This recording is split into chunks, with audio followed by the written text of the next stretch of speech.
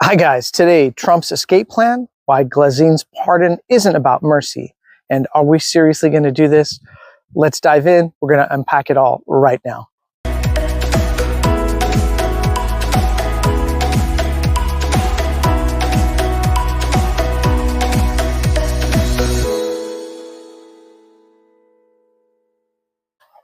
Hi guys, welcome back to The Baseline. Thank you so much for joining me. Hope you guys are having a great day, great night, great life.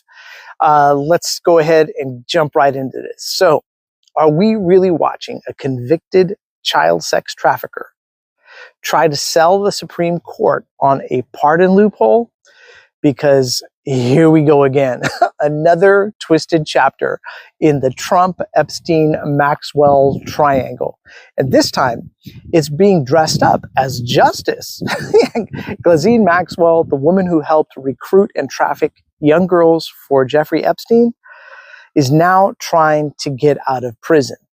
Now, she's trying to do this by piggybacking on a deal she never even signed. And right on cue, right? Because Trump's lawyers just happen to be circling her case. Like it's Epstein's greatest hits, legal edition. So question for you guys in the comment section. If Trump pardons Ghislaine Maxwell, does that make him complicit? So put it in the comment section below. I want to know what you guys are thinking. Now, why should we care what happens to Ghislaine Maxwell? Because this isn't just about her. This is about elite immunity and about how powerful people rewrite reality.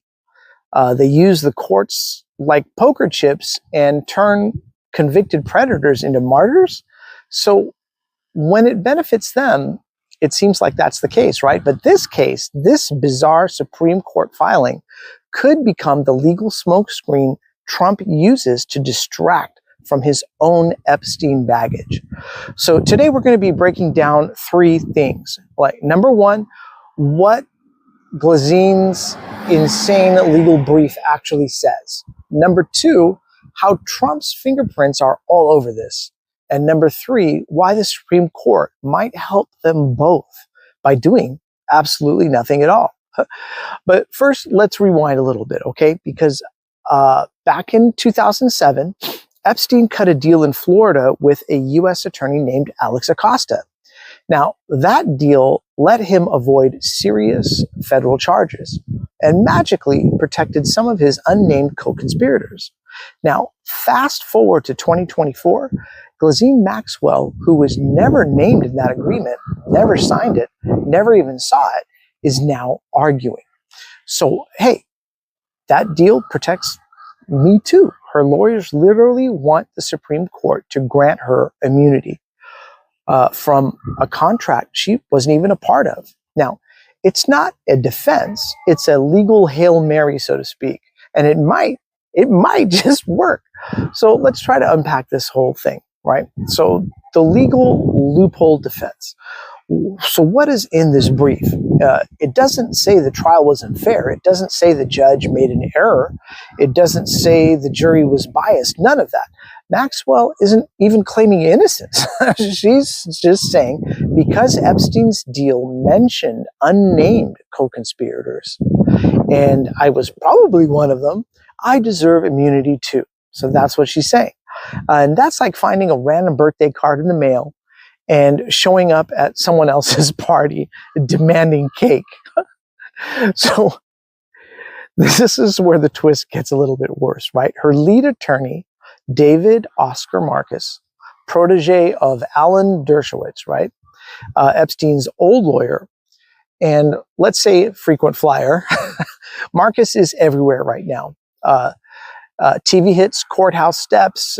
He's grabbing microphones like he's auditioning for cable news. And just days before this Supreme Court filing, Ghislaine Maxwell meets privately. Now, who does she meet privately with? With Todd Blanche, Trump's current lawyer. So you see the web starting to form, right? Now, Trump's escape hatch here, let's figure out this. So let's talk about the strategy, right? Because Trump's legal troubles are piling up. Georgia, DC, New York, you name it. You know, so what does he do now? He floats Ghislaine Maxwell as the next distraction. Now, if he gets a hearing, he gets a headline. If she gets a win, he gets a gotcha moment against the justice system. And if she has dirt on his enemies, that's bonus points for him. He doesn't need to believe she's innocent.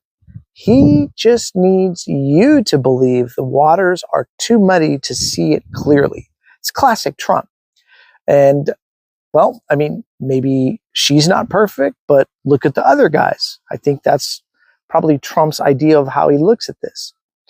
Now, here's where the part no one's really talking about right now, which is the Supreme Court. They don't want this case. You think Brett Kavanaugh wants to relive his own confirmation scandal? You think Clarence Thomas wants the spotlight right now? I don't think that they do. They're going to slow walk this, drag it into 2026, and maybe even 2027. There's not going to be an emergency hearing here. No headlines.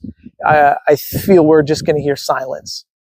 And that silence, that's exactly what Trump needs right now. Because if the court delays long enough, he can turn his base and say, look, even the Supreme Court isn't sure she's guilty.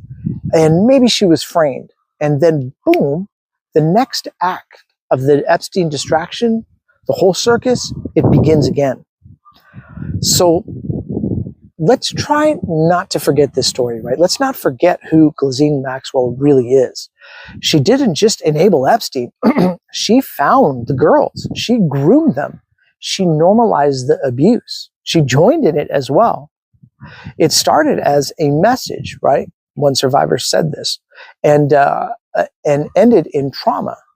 And the survivor's still unpacking it 20 years later. Another victim is now dead by suicide. And now the woman who helped traffic minors wants to be the victim in front of the highest court in the land. Wrap your head around that, guys. That's amazing, right? So here's the final thought on this. If Trump's legal team is this close to Ghislaine Maxwell, if the Supreme Court is even entertaining this argument, what exactly are we not seeing? What else are we not seeing? Because this case, it's not just about justice. It's a test balloon, isn't it?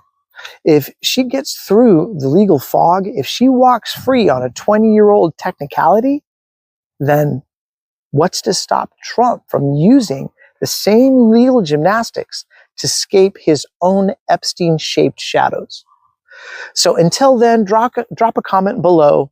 Does Ghislaine Maxwell deserve a hearing? You guys let me know your opinion. Does she need more prison time? Do you think I have it all wrong? I would love to know your guys' thoughts. Let me know in the section below, and we'll look forward so much to seeing you guys on the next episode of The Baseline. Thank you so much, guys. Cheers.